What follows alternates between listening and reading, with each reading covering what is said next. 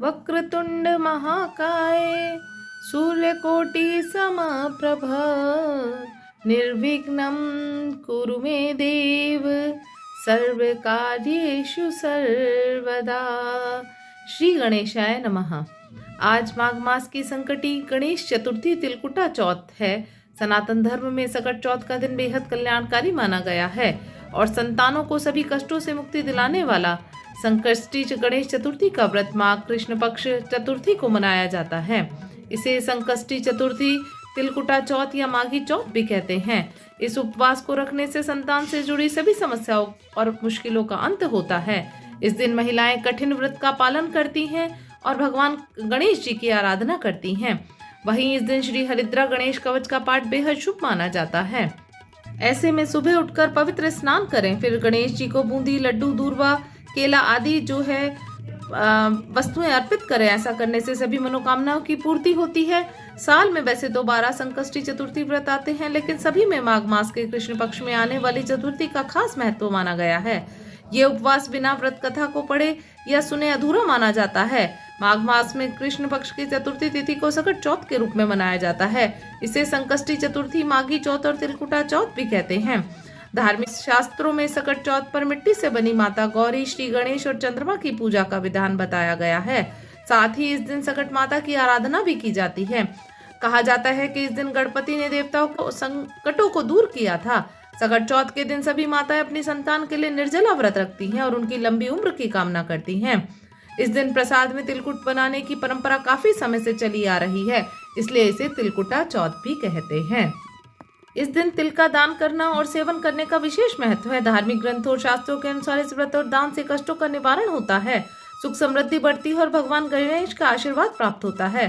तिल चौथ के दिन तिल से बने व्यंजन भगवान गणेश को अर्पित किए जाते हैं और बाद में इनका दान किया जाता है। शास्त्रों में कहा गया है, तिलम ददाति यह भक्त्या सर्व पापै प्रमुच्यते, अर्थात जो व्यक्ति श्रद्धा और भक्ति से तिल का दान करता है वह अपने सभी पापों से मुक्त हो जाता है। स्कंद पुराण के अनुसार तिल का दान करने से व्यक्ति के सभी जाने अनजाने पापों का नाश होता है और पितृ दोष से मुक्ति मिलती है। मत्स्य पुराण के अनुसार इस दिन भगवान विष्णु के पसीने से उत्पन्न तिल और माता लक्ष्मी के द्वारा प्रकट किए गन्ने के रस से बने गुड़ का तिलकुटा बनाकर उसे दान करना चाहिए।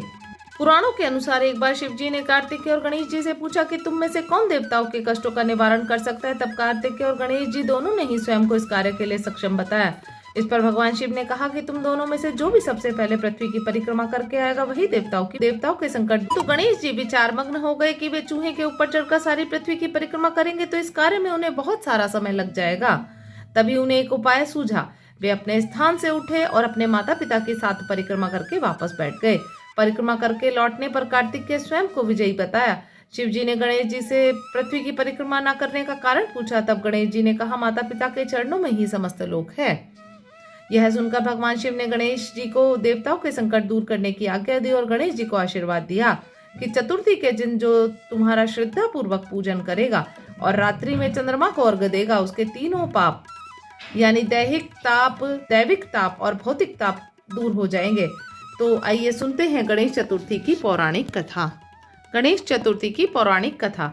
एक समय की बात है, एक नगर में जेठानी और देवरानी रहा करते थे। जेठानी अमीर थी और देवरानी गरीब। देवरानी भगवान गणेश जी की भक्त थी। देवरानी का पति जंगल से लकड़ियां काटकर नगर में बेचकर अपना घर गुजारा कर चला रहा था और अक्सर बीमार ही रहता था। वहीं देवरानी जेठानी के घर काम करने जाया करती थी। उसके घर झाड़ू पोछा इत्यादि काम किया करती थी और बदले में जेठानी उसे बचा हुआ खाना और पुराने कपड़े दे दिया करती थी। इस तरह देवरानी का घर चल रहा था।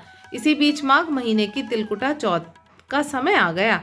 देवरानी ने व्रत किया और बाजार से 5 आने का गुड़ और तिल लाके उसके तिलकुटा बना लिए और छीके में रख दिया।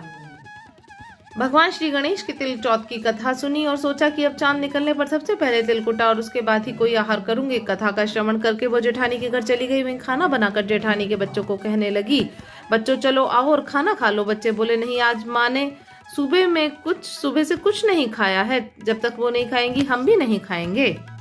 बच्चे जिद करने लगे।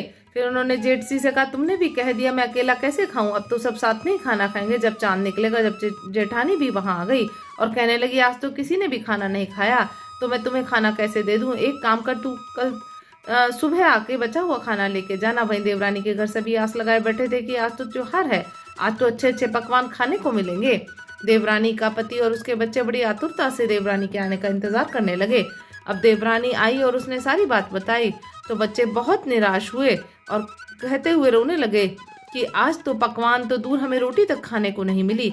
वहीं देवरानी का पति भी उस पर गुस्सा हो गया और कहने लगा कि इतना काम करने पर भी तुम्हें 2 वक्त की रोटी भी नहीं दे सकते तो काम क्यों करती हो। और गुस्से में आके उसे अपनी पत्नी को कपड़े धोने और धोवाने से मारा। धोवाना हाथ से छूट कर गिर गया और पाटे से मारा।